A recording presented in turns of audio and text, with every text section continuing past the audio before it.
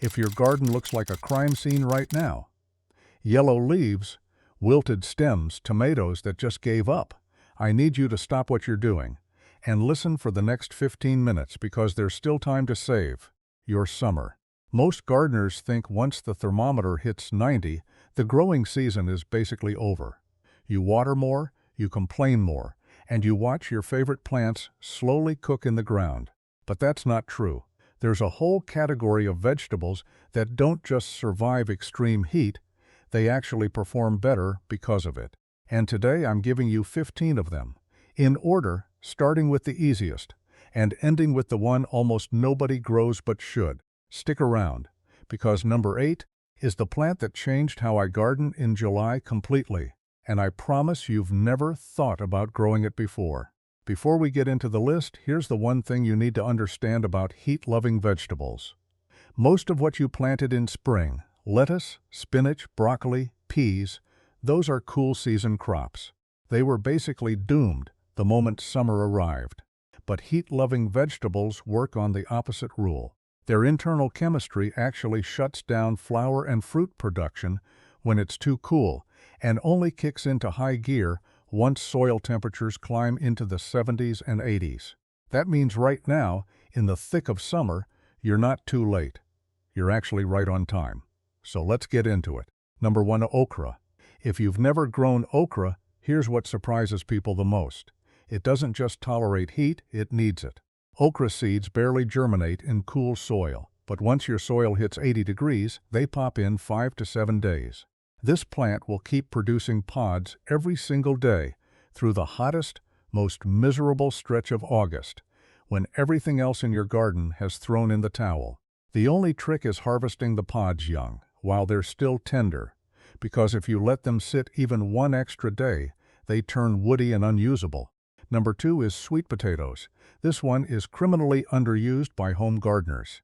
You plant slips, not seeds, directly into loose, well-drained soil, and then you basically leave them alone for 3 to 4 months while the heat does the heavy lifting underground. The vines will sprawl everywhere, which some people see as a problem, but I see it as free ground cover that shades out weeds and locks moisture into the soil. Come fall, you dig up a harvest that stores for months. Number 3, and this is a big one, is hot peppers. Bell peppers get all the attention, but hot peppers are the real heat warriors.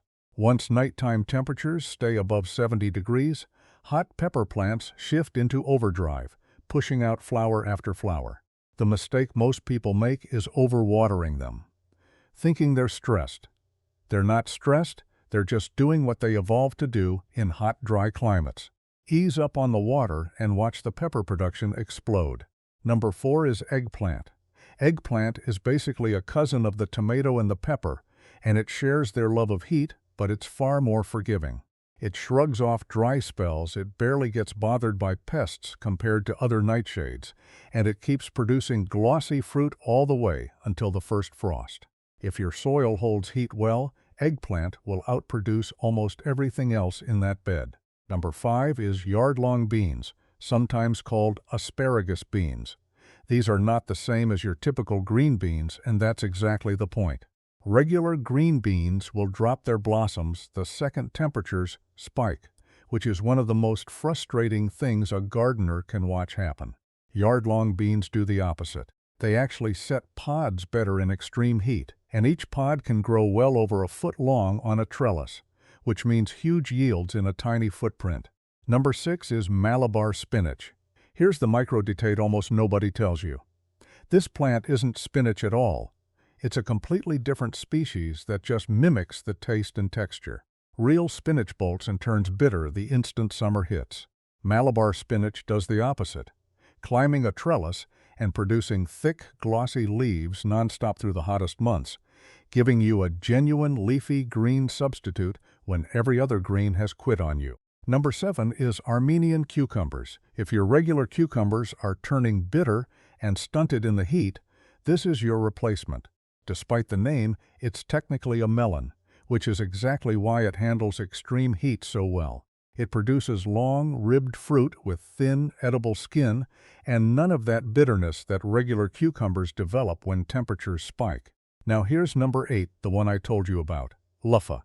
Yes, the same Luffa you're picturing in your shower right now started life as a vegetable on a vine. When it's harvested young, it tastes almost exactly like zucchini, and you can cook with it just like any summer squash. But if you let a few fruits mature and dry out on the vine instead of picking them, you get an actual usable Luffa sponge for free.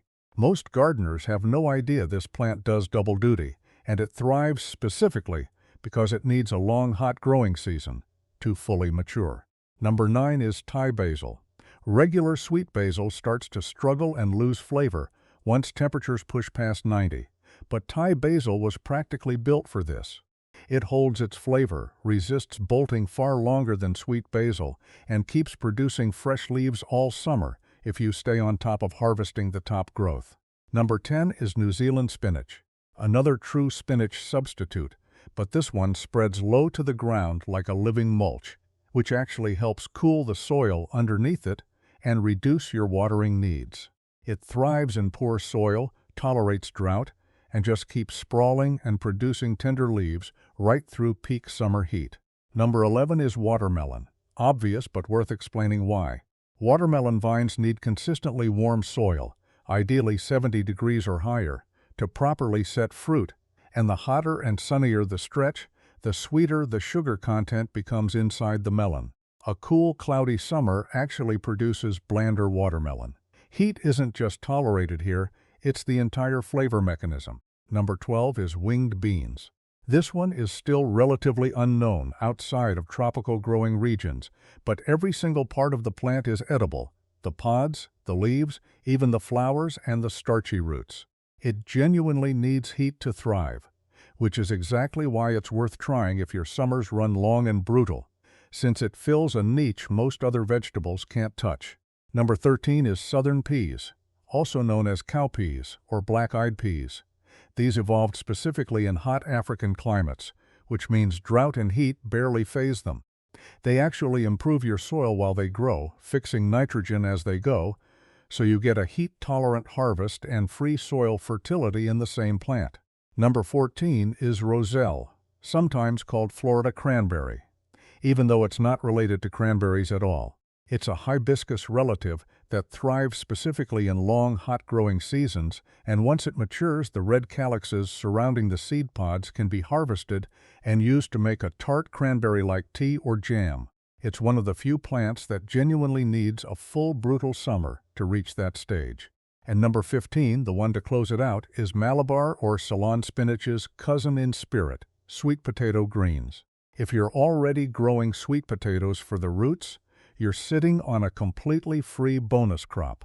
The leafy vine tips are edible, nutritious, and you can harvest them continuously all summer without hurting the root development underground, as long as you don't overdo it. So here's your actual takeaway. If your garden is struggling right now, the problem usually isn't the heat itself. It's that you're still trying to grow the wrong plants for the season. Swap in even 5 or 6 of these into the empty spots where your spring crops gave out, and you'll have a garden that actually gets more productive as the temperature climbs, right when everyone else's garden is falling apart. And since we're already deep into summer, this really is close to your last realistic window to get seeds and transplants into the ground and still get a full harvest before fall. If this helped you rethink what's actually possible in a hot garden, hit subscribe so you don't miss what's coming next. Drop a comment telling me which one of these 15 you're trying first, and I'll see you in the next video.